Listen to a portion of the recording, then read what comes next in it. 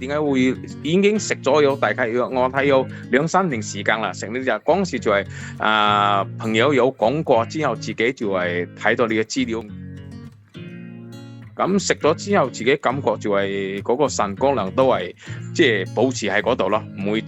比以前差啲咯咁樣。因為腎功能對比較緊要嘛，因為腎功能如果你差到嗰個20-30嗰時咪去洗腎啊嘛，所以我就諗住 keep 住用呢個。我而家食緊係每一日就係2次咯，每次6粒咯咁樣。